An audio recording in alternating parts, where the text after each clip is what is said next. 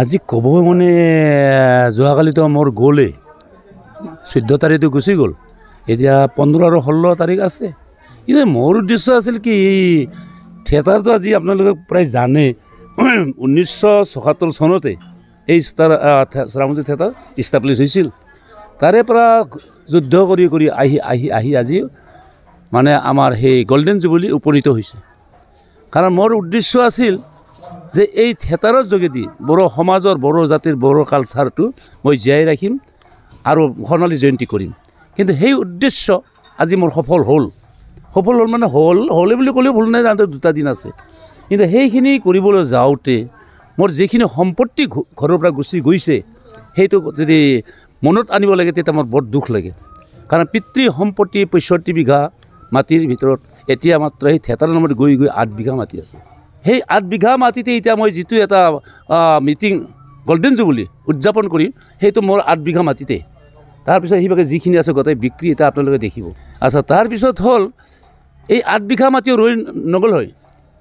কেছটো হ'ল কি, যেতিয়া আমাৰ BTC চৰকাৰ সৃষ্টি হ'ল তেতিয়া হাগ্ৰামা মহিলাৰী ছাৰে মোক 6 বাৰ টকা দিছে, মানে থিয়েটাৰটো বাচি থাকক বুলি। কাৰণ মানে বিল্ডিং বান্ধিব নোৱাৰিলোঁ, সম্পত্তি কৰিব নোৱাৰিলোঁ, মাত্ৰ থিয়েটাৰখিনি বাচি থাকক বুলি মোক অলপ অলপ টকা দিছে 6 বাৰ। আৰু তাৰপিছত তেখেতৰে সদস্য MCLE বিলাকো মোক টকাৰে সহায় কৰিছে। আৰু তাৰপিছত দ্বিতীয়তে হ'ল কি, আমাৰ BTC চৰকাৰ গুচি গ'ল।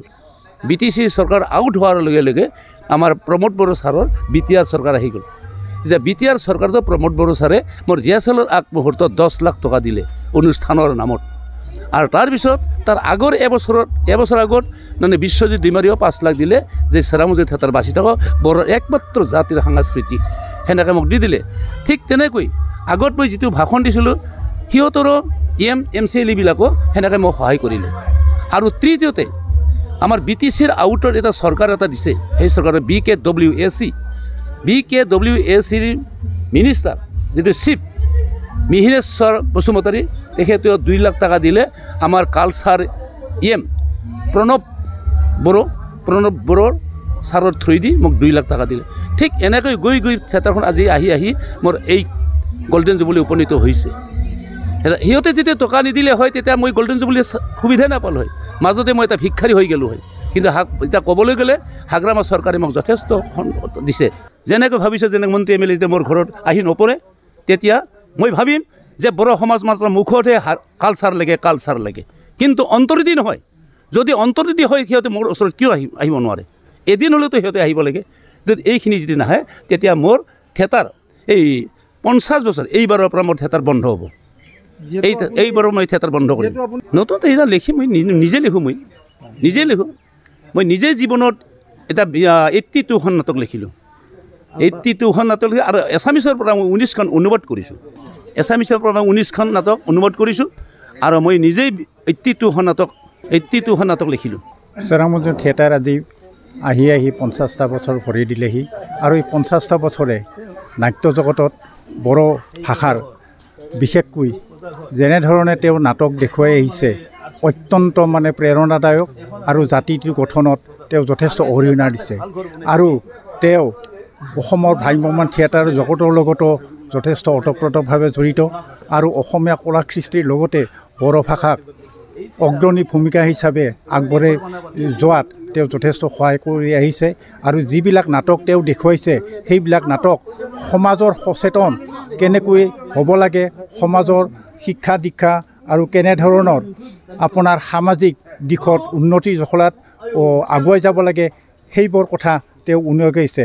আৰু নাটকবোৰ অত্যন্ত হৃদয়স্পৰ্শী, সকলোৱে পৰিয়ালে একেলগে উপভোগ কৰিব পৰা নাট তেওঁ পৰিৱেশন কৰি দেখুৱাইছে। প্ৰযোজক, পৰিকল্পনা আৰু পৰিচালনা হিচাপে তেওঁ অতি দক্ষ।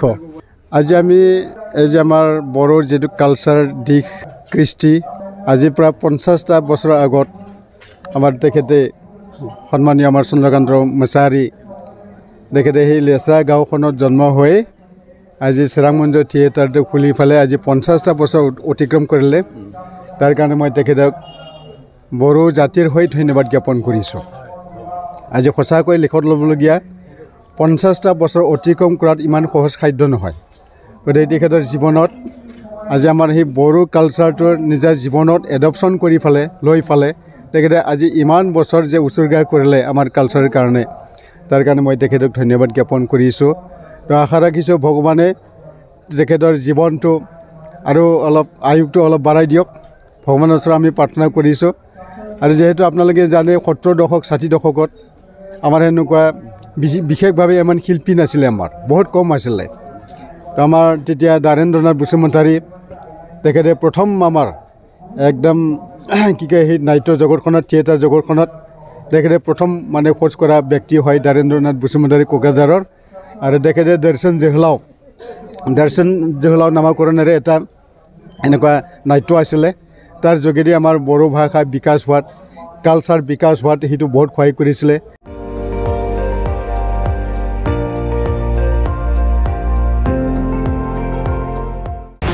আপুনি চাই আছে ND24 সৰ্বশ্ৰেষ্ঠ নহয় সৰ্বোত্তমৰ দৌৰ